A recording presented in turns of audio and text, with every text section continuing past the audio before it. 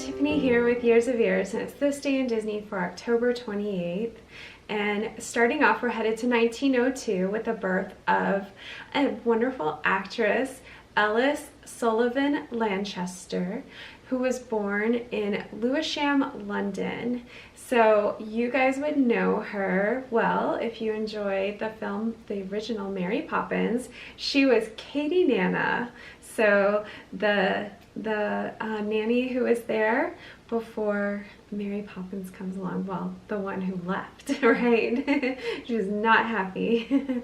So she was actually born, Elsa, to bohemian parents who were socialites at the time. And her brother, Waldo, actually was a puppeteer, a very successful one. He owned his own marionette company in Stratford-upon-Avon.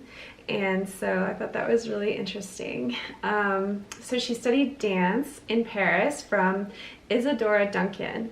And if you don't know, Isadora Duncan was a very famous dancer who did pass away quite young. But her dance style was, really renowned and influenced the modern dance of today. And so she studied under her.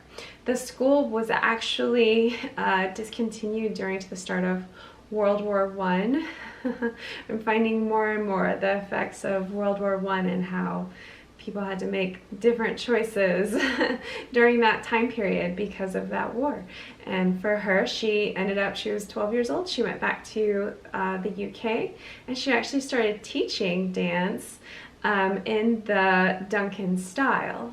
So she was able to make money, and she actually opened a children's theater first off, and then later she opened a theater called Cave of Harmony, and this was more for adults and cabaret and such. And she started performing in the theater quite a bit, and began to become, famous from that and well known. She first actually debuted in a film which was called The Scarlet Woman in 1925. And I also found this really interesting about her. She starred in 3 silent shorts written for her by H.G. Wells. I think it was partly because of the Cave of Harmony. There was a lot of writers and artists and thinkers who would go there and work together, and I think that's maybe how she knew H.G. Wells, possibly. But anyway, she was in Blue Bottles, Daydreams, and The Tonic in 1928. So she appeared in quite a variety of British, early British talkies. That's what the quotes were for, talkies. So they were transitioning from silent to, obviously films where people could speak. And, that was a hard transition for a lot of actors back then. And a lot of them didn't make it, but she did. And I think it's probably because of her extensive theater experience, and she was well known for that. So it wasn't hard for her really to transition to the talkie films.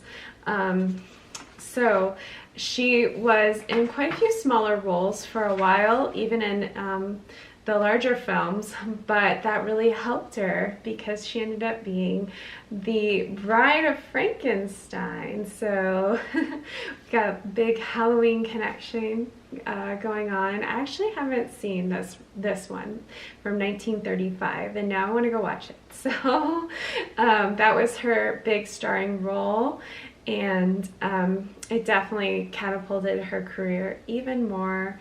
And she really worked quite a bit in American films. So if you want to check it out, her career is extensive. You can go look it up online. There were so many films, so many things that she was in. It was really amazing.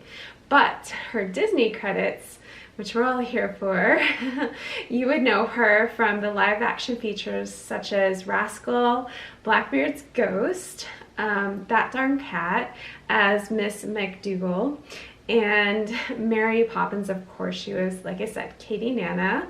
And going to check her out, just seeing her pictures, looking at her when she was really young, and then seeing her as Katie Nanna, we know her from that age. And so it's neat because she was just a really adorable and I mean, it followed her as she got older too. She still had like a really great look. So I like that about her as well. She also appeared as Mrs. Formby in My Dog the Thief, and this was a 2-part episode on Walt Disney's Wonderful World of Color in 1969. So that was Elsa, or as we know her as Katie Nanna, and or Elsa Lanchester Sullivan, and what a neat lady, and what awesome stuff she contributed to Disney in all her different roles.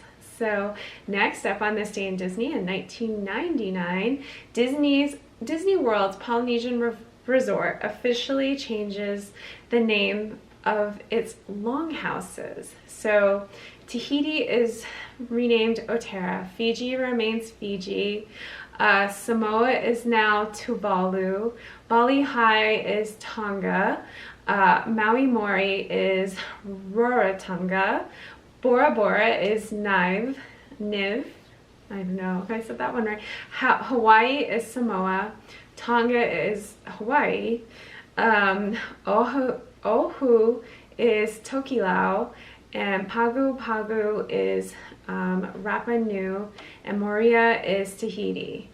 So I thought this was super interesting. They just kind of shifted some names, but they made these changes to better reflect the vast scope of the Polynesian Islands. And I'm not even sure if they really stayed with all those longhouse names. I'm pretty sure Pago Pago is there again. I don't know. So I thought this was really interesting. And now we know they're doing a huge, extensive refurbishment to the Polynesian Resort. So I don't know if there'll be more name changes, but you know, we love that resort. We had so much fun there, and as many of you guys do too. And you still can go over there and stay with the DVC side. So I'm sure it'll be spectacular when they're done with it. But that's it for This Day in Disney, and I hope you guys are having a spectacular week, and